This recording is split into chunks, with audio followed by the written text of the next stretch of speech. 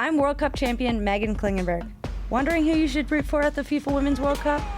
I'm hosting a new podcast, My New Favorite Futbolista, where I will introduce you to soccer's brightest stars and the causes they are championing. From the 22-year-old American phenom speaking out about student-athlete mental health, I try to just approach everything with you don't know what someone's going through, to the U.S. defender who travels to tournaments with her young son. Am I ever gonna be able to run for 5 minutes straight? Check out My New Favorite Futbolista wherever you listen to podcasts. Can you tell me one fact about the WNBA that I should know before we have this conversation? What? Oh, God, never mind. I'm ready for this. Hi, where you from? I'm from all over, but I currently live in South Shore in Chicago. Do you watch the WNBA? From time to time, but I am not a major sports fan in general.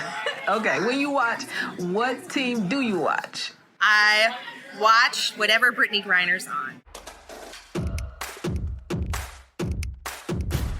This is Rebound Revolution, a not-so-basketball podcast bringing you the revolutionary on and off the court happening in the WNBA. From queer baddies to history to ones to watch, join me, Money, as we get into it all. This week, we dive into why I love the W, spoiler alert, because queer. And later, I'll be joined by Frankie De La Cretaz to talk the fan experience, feeling safe at a sporting event as a queer person, and all things gender and non-binary athletes in the league. I don't think sports exists in a vacuum, and I bring my whole identity to the way that I watch sports, and it also means that I bring that to the way that I write about sports. Okay, the first time I attended a WNBA game was the summer before I started middle school, I think, because I had to be 11. And it was the fourth season of the league. It's the 2000s. And the New York Liberty were playing the Washington Mystics. And I remember because of Nikki McCray and Teresa Witherspoon. Left wing bullet, down low holds, called back there, cutting McCray, gets in the lane. Shot good! Nikki McCray, nice throw! What I most remember about the game, it was at Madison Square Garden. And it was just full of fans, packed with people cheering on a court full of women who, for the most part, looked like me. They were tall, they had braids, they were dark-skinned, they were fly. The parts of my, awkward going into middle school self that I always felt, self-conscious about or was teased about, I saw these women turning those attributes into superpowers. In my mind, they were superheroes. They were fast, zooming across the court, jumping higher than I ever seen anybody jump. Stinson got it going again offensively. Holds claw, low left for Page, hits the cutting McCray down the lane, forced it up and in. In the today of things, as a Black lesbian feminist in my 30s, I still see WNBA players as superheroes. In a lot less, Marvel comic book way. But they are the go-to space where I see people who share identities with me, marching, resisting, protesting, and celebrating Black lives, reproductive justice rights, LGBTQ liberation movements, and pay equality. And they've done it all while playing incredible basketball. So even if you're not a basketball fan, there's so many reasons to love the W. As it's entering its 27th season this year, I'm really looking forward to talking to y'all about the teams I love, the athletes who are using their visibility and platforms for social change, and all the other tea and buzz around the league that makes the W so electrifying. So I feel like I should say this also. Being from New York, I was by default a Liberty fan, and I always have a soft spot for the New York Liberty as the team that introduced me to the WNBA. But I'm just going to say it. I feel like I have to come out on this very first episode. My team is the Indiana Fever. Okay, I know. They haven't always been my team, but I need y'all to look beyond their record from last season and understand that I am a Fever fan over here, okay? And there'll be more on the Indiana Fever later.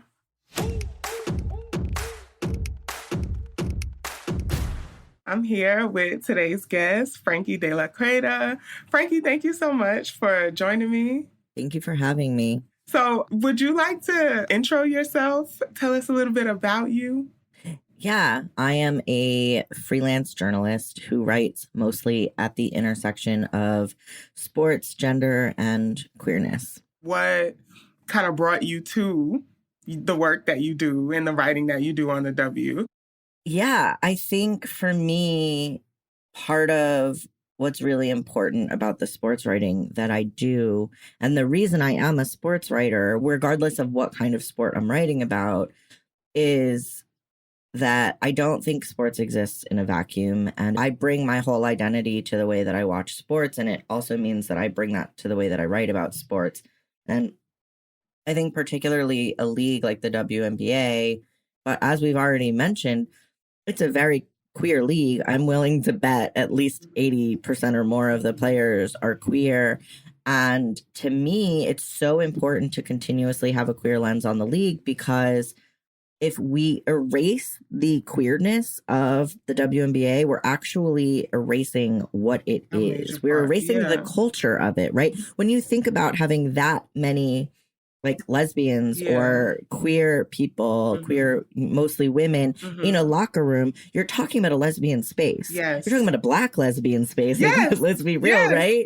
And that is a specific culture. Yeah. And that is the culture of the league. And I think, like, for me, making sure that I'm not erasing that aspect of who the players are is very important, because I don't want to deny the reality of who is playing. Yes.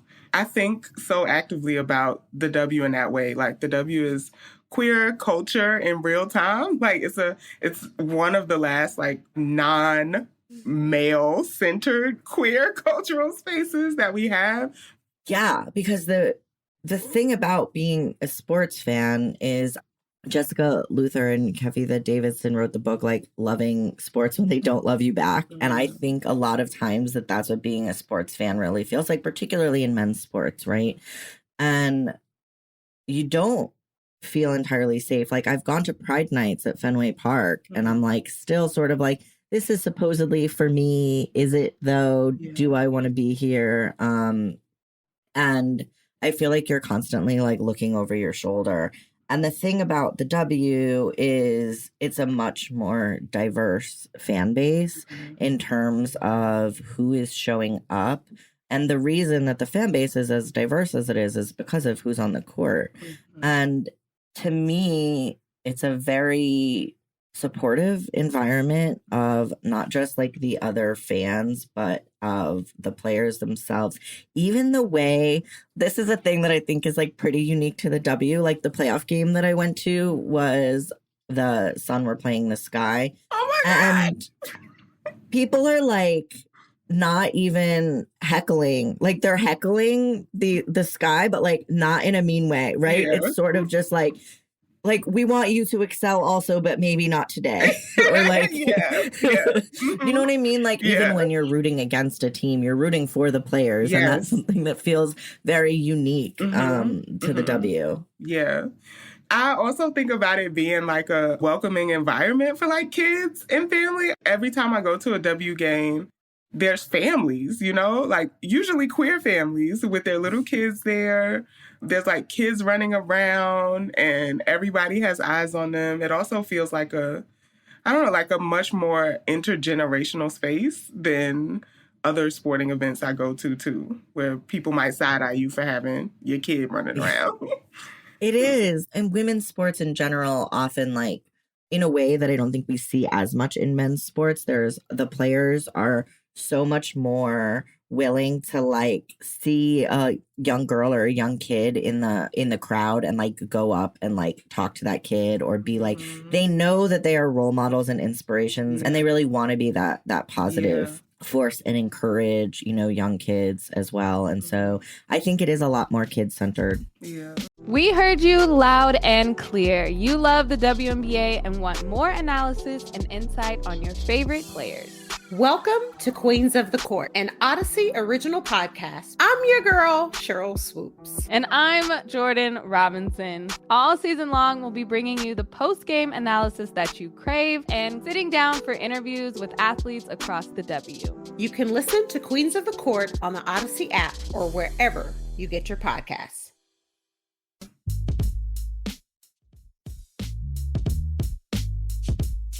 In a moment in history like right now, why is the WNBA so important right now? It's so important because it's a queer league, which means it's like a queer-centered league, which means that a lot of the initiatives and things that they're going to do are not just offering lip service to something, right? The players are impacted by what is happening politically in the world in a way that I guess the NHL or MLB, right? Like, we keep seeing these teams hosting Pride nights, right? But they have owners who are actively donating to like politicians who are pushing anti-trans and anti-queer legislation. Or we have players who are refusing to wear the Pride tape on their like hockey stick or refusing to wear the rainbow patch on their uniform and things like that. And for the players in the W, this stuff is not hypothetical, right? It's like their lived reality. It's their own lives. There are trans and non-binary players. Layshia Clarendon has made a roster again, and he's going to be back in the league. And like you have, A.D. Durr also is in the league. And, I have had people in the league tell me there are more who are not out, right? There are, and whether they're trans or not, they're gender non-conforming, mostly Black, queer women, right? Who are going to be read the way they're going to be read. This legislation affects their safety and their like day-to-day reality in a way that it's not going to for, a lot of the men's leagues. And so I think about marginalized athletes that it sucks that in so many ways they can't just be athletes. They have to be advocates and they have to speak out against a lot of this stuff. And it shouldn't fall on them. But at the same time, I think they have a platform and a voice, and particularly players in the W, I think about how to responsibly use that platform. Yes. I mean, I don't know what the behind the scenes is like, but it seems very thoughtful and intentional and organized. Like, they all seem to have like the same kind of like talking points, like understanding of who they are as a league and like what that represents, especially in these like moments like now. There's a team in Texas, It's just like there's a WNBA team in Texas. What does that mean for queer players in Texas? There's a team in Georgia. What does that mean? It's true. I mean, I interviewed Layshia Clarendon for a piece that I wrote for Sports Illustrated about non-binary athletes and like where they fit in sports, which is this highly gendered world. And at the time, Layshia had just gotten top surgery and was still on the New York Liberty. And one thing that they talked about that I thought was really important was, I'm in New York. And so when I was deciding whether to get top surgery, before I even went to the league, before I even went to like the union, I did research myself to be like, what are the employment laws, discrimination laws? Can I get fired in New York State for this if they decide, right? If the league decides, because this is a league for women, right? And luckily, none of that happened, but it would be different consideration for them regarding where they were located and what the like laws were like. And so I think players in different states are going to be having different experiences of the political climate. And I wouldn't be surprised if they're taking that into consideration when they think about where they're going to play. Yes. Whoa. Yeah. Like, it's not just about like making a roster and what the team selects, but also, have you ever received pushback regarding your writing or reporting on the league? I have. Oh, it's so interesting.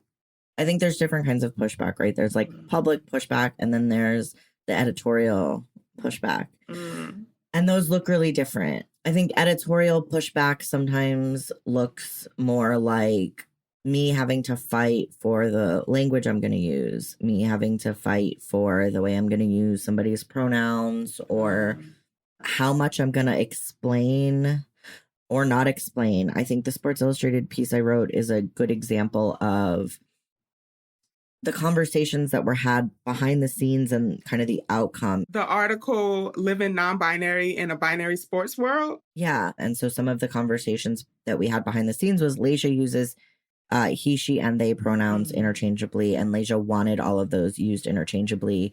We'd never seen this done in mainstream media before. And so we're like, do we alternate in mid-sentence every time we use a pronoun? Do we alternate every paragraph? We ended up alternating on the sentence level is what we ended up doing. And I will say what's cool about that is I've seen now other mainstream publications have done that. And so it seems like we've kind of given an example that other people can use. And that's been pretty cool to see.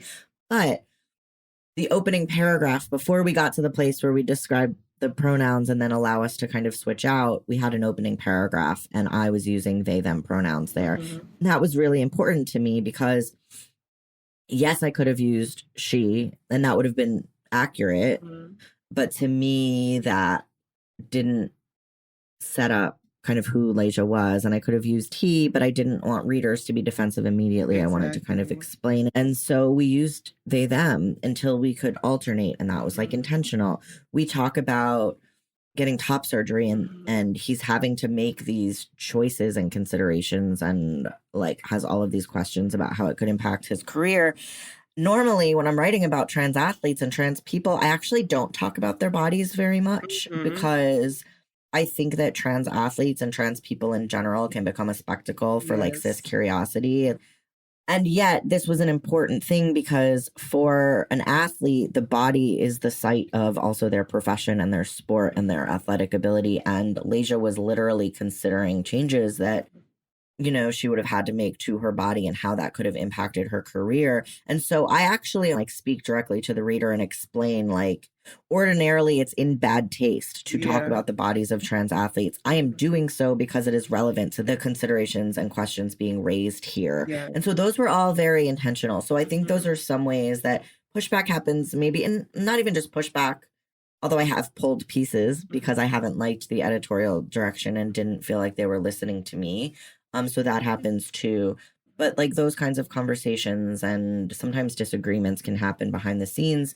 But then I have people who tell me that I'm like stereotyping, you know, the players or focusing on their sexuality in ways that don't matter. But to me, I think it matters quite a bit. I think about this piece I wrote for the Washington Post where I basically compared the dating of the WNBA to Alice's chart from the L Word. Because it literally is. Like when Dewana was with the Mercury, she had twins with Candace Dupree. But then when she went to Connecticut, she started dating Alyssa Thomas. I'm like, think about all of the relationships and hookups that we know about and think about all of the ones we do not. And think about the dyke drama happening in those locker rooms because you know there's a ton of it. Yes. I mean, you said Connecticut Sun and I was just like... I feel like if you want to get booed up, you just got to make that roster. And right? Yes. There was like multiple pairs of exes and partners on the team, like all at once. Everyone on that team had dated each other maybe at some point. But like, that's what I mean when we talk about like that this is important to the culture of the league. This is also queer and like lesbian culture is that you've all dated each other and you're all hanging out in the same places and my ex is your ex is her ex. And so that's also happening in the W, right? Because it is a queer space and it is reflective of like larger queer culture. And so like, I'm not stereotyping them. Half the team is engaged to each other. Like I'm just pointing that out. I feel like there's only resistance around like stereotyping and talking about it if you think that it's inherently like a negative thing to be a queer person. You know, it's like, because we do talk about the partners of athletes all the time. So, I think about women's soccer and the NWSL, which is like much whiter than the WNBA. And I notice when they talk about the players that are dating like in women's soccer, I don't notice the same kind of pushback. Like there is something about wanting to talk about the relationships that like Black women and Black lesbians are having with each other that seems to draw like a sort of like, we don't want to talk about that, right? And I don't see that happening in the same way in women's soccer, in the same way that like a lot of queer publications will post about like women's soccer being so gay and how hot these women's soccer players are. And I'm like, the WNBA is also right here. They're butch and they're mask of center and they're Black. And so we can't thirst after them. Like, I see these disparities happening too, even within queer culture, when you bring these conversations up, the things you are told you can and can't talk about. I don't know if you remember the like Sports Illustrated cover. I think it was last season. It was, oh, you made a face. So yes, it was like Sue Bird. I think Stewie, who is Brianna Stewart, was on the cover. But it was very femme, very femme. It was. I wrote about this for CNN. Oh, okay then. Well, you the person I need to be talking to about this. Because actually Courtney Williams tweeted, like, you know, why couldn't one of us in our like sports bra and boxers be on the cover? I think that was so important. I was very confused by that spread, and I really wanted to be careful with how I talked about it because I don't want to disempower the feminine women who feel good in that gender presentation. Absolutely. And I think like I specifically with Sue Bird and Stewie, I was really confused by the decision to style them that way because it's so different from how they style themselves off the court. And someone like Sue Bird, who anyone who knows much about the history of the WNBA and their marketing, Sue Bird's been in the league a very long time, and she's been super open about the fact that when she was first in the league, she was kind of the face of a lot of this when she started because she was pretty and white and feminine. And she was very kind of heterosexualized and objectified and put in bathing suits and like bikinis while like twirling a basketball on her finger. And she's been critical and open about that kind of marketing and how it sucked. And so it was weird to see the choice to almost like harken back to that for her, which is not to say that just because Sue Bird and Brianna Stewart are queer, they can't be feminine and wearing a bathing suit.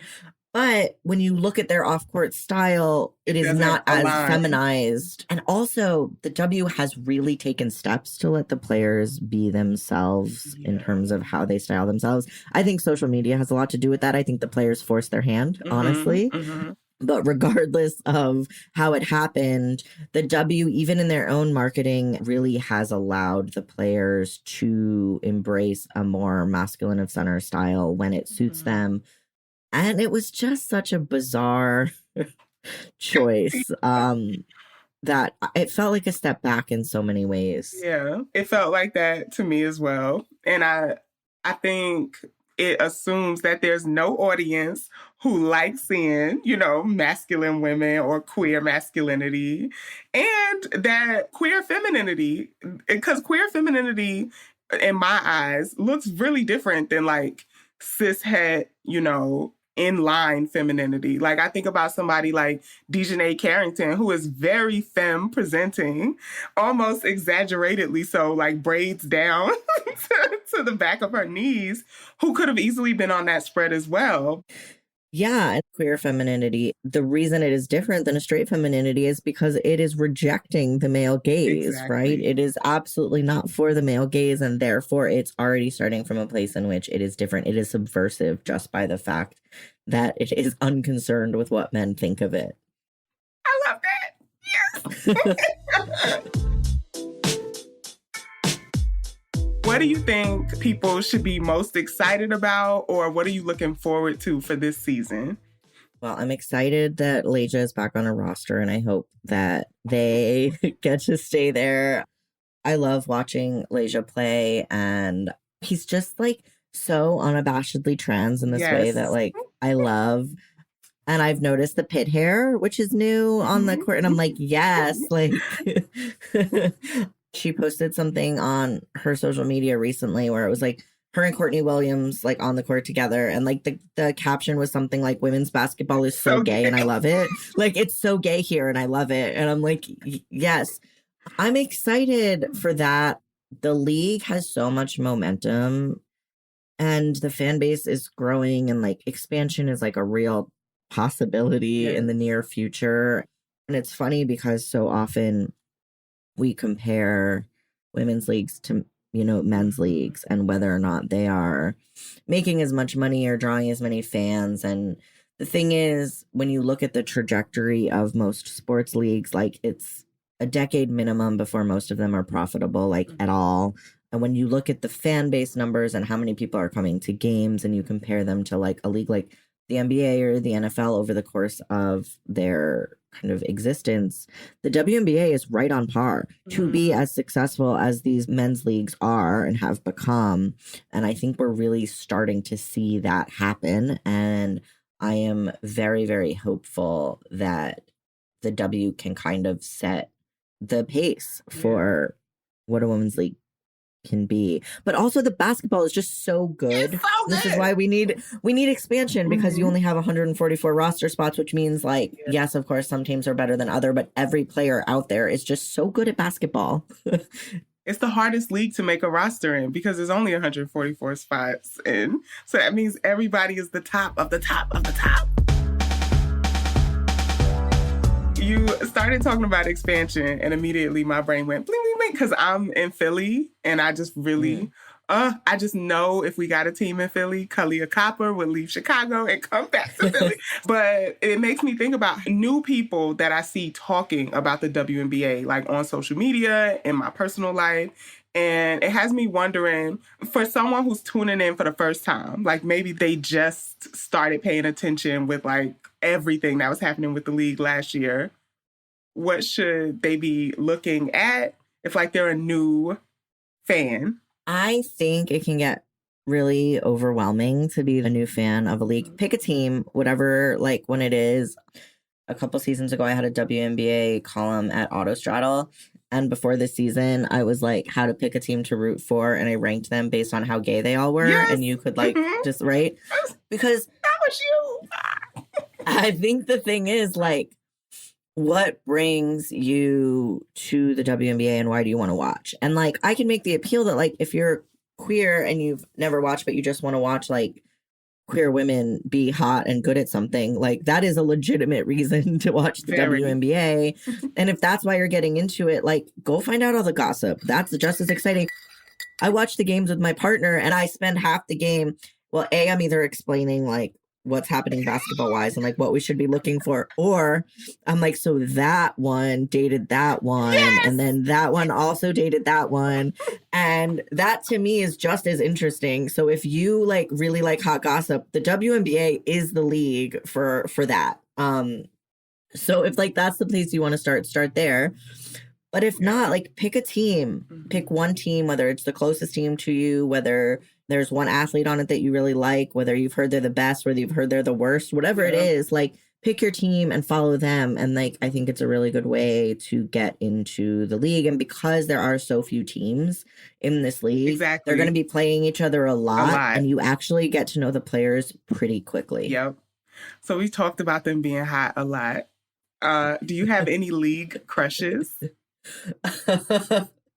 I do. I'll say it. It was also my favorite player, which is Alyssa Thomas, because it's the swag. It's the way that she carries herself on the court and like off. I'm very into it.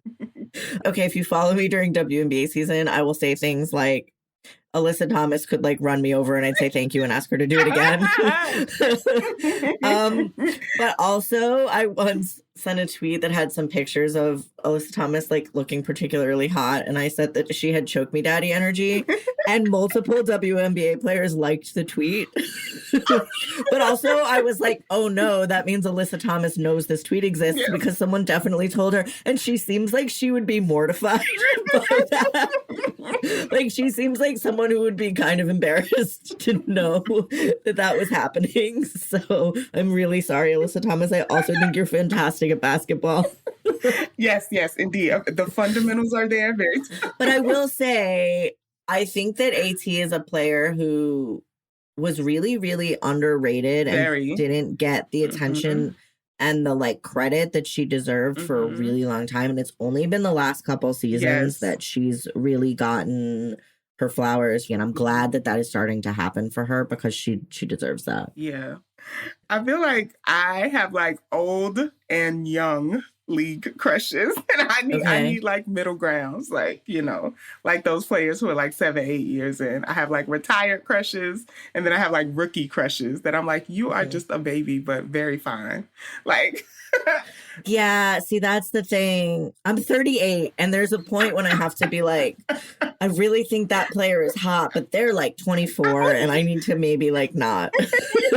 Yeah. And like, I think Simone Augustus is just like my forever crush. So when she retired. I will say Brittany Sykes also has some real hot energy. Okay. So I went to Syracuse, and let me tell you something. Okay. That energy is in person as well. I feel like you feel it when Brittany Sykes walks in the room. You're like, oh, Slim is here. Well, Slim also has the daddy hat, the baseball hat that says daddy on it. Yes, yeah. You know, generally, I was going to say, I think in the queer community, generally, there's a top shortage, but I think in the WNBA is where all the tops are. There's an abundance, yeah. Or at least it gets that. A top abundance. Yeah. And like femme tops, too. Like, yes. All right. Thanks, Frankie. Thank you. Now, let's get into Watch Them Work, where I spotlight a W team who deserves their flowers. These teams are killing the game, or maybe not so much, but regardless, this is where I'm going to gush about them and tell you why you should have your eyes on them.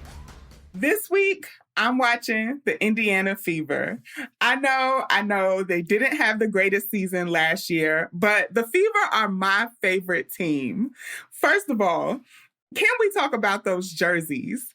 Those Stranger Things jerseys last year, I kept trying to get a Kelsey Mitchell one, but they were always sold out.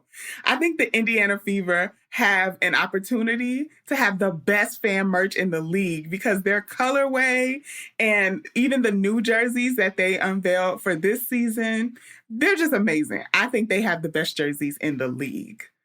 What most folks know the Indiana Fever for is their 2012 championship season, led to the championships by legend herself, Tamika Catchings, who's still really involved with the organization. But this year, there's excitement to see the Indiana Fever because they had the number 1 pick and got Aaliyah Boston on their roster. And Aaliyah Boston had a phenomenal career at South Carolina. So everyone has been really hyped to see her in the league. She already got her braids to match the Indiana Fever jerseys, and I can't wait to watch her play. Their record from last year really doesn't reflect their possibility as a team. They have a lot of young players that I can't wait to see grow into franchise players. So if you happen to be another Fever fan, or if you just like rooting for the underdog, let me know. Want to sound like you in the know when it comes to the W? I got you. This is Fundamentals, where I'll give you a rundown of something to make you look like you're the expert in the room. And this week, I want to talk super teams. There's been a lot of conversations about the New York Liberty and the Las Vegas Aces this season being super teams because the New York Liberty have 5 of the top 10 players in the league, and the Aces have 6 of the top 20 players in the league, right? So they are just slated to be like the best teams this year, the teams to watch. But y'all, super teams are nothing new in the WNBA. So here are 2 super teams of yesteryear that you can name drop to look like you be knowing, okay? So we can't talk about super teams without talking about the Houston Comets. What? They went back-to-back, then back-to-back in championship wins. They were the WNBA champions for the first 4 seasons of the league, 1997, 1998, 1999, and 2000. They have Hall of Fame players from those 4 years. Like, I need merch from the Houston Comets to be readily available. I know the team folded like in the early 2000s, I think you can't have a 4-time championship team and us not be able to rock their merch, like retro throwback merch, right? So the Houston Comets are the first dynasty in the WNBA. And then, the Minnesota Lynx was also a super team. Y'all, again, 4-time WNBA championship team. And then in the off times that they weren't winning the championship, they were the team in the finals competing for the championship for a solid, chunk of WNBA history, 7 years. They were either winning or the team to beat for the championship. That starting five, at one time, the Minnesota Lynx had on the floor Sylvia Fowles, who leads the league in rebounds. Money Moan, Simone Augustus herself, who y'all need to go back and remember. There's a reason why Simone Augustus retired, because them knees was tired, because the way she was out there doing them moves and crossing people over. Come on, y'all. Maya Moore, the Maya Moore, who hasn't played in how long and people still asking if she coming back. Y'all, we have to let it go. Maya's not coming back. She's not coming back. Rebecca Brunson, the only player in the WNBA who has 5 championships. BB, y'all. And Lindsay Whalen. All 5 of them on the floor at the same time. The Lynx were a time, okay? And what I really love about the era of the Minnesota Lynx that was a super team is that just as powerful as they were on the floor, they also were off the floor. They were doing a lot in Minnesota around LGBT marriage equality, specifically Simone Augustus. I'm hoping that it passes. You would want to be able to do it in a city that's, for one, embraced me, and it's been my second home for the last 6 or 7 years, and is her home. This is where she's from. To be able to share a special moment in Minnesota history, right here where we've created so much. And they were also the first team to take the floor in Black T-shirts in solidarity with the Black Lives Matter movement. I just can't say enough about that era of the Minnesota Lynx in the 2015-ish time period. And I think the hype around the Lynx in Minnesota is still there because of how dominant they were in that time. So yeah. As excited as I am to see the new girls on the super teams of the past, the Houston Comets and the Minnesota Lynx, still some of my favorite teams in the W. Rebound Revolution is an editaudio original podcast created in collaboration with The Cube. I'm your host, Money McEachern, and this episode was produced by Melissa Houghton, Mick Finnegan, and me. It was edited, mixed, and mastered by Mick Finnegan. Our supervising producer is Anna Deshawn. Our executive producer is Steph Colburn. Thank you to Kathleen Speckert and the whole editaudio team.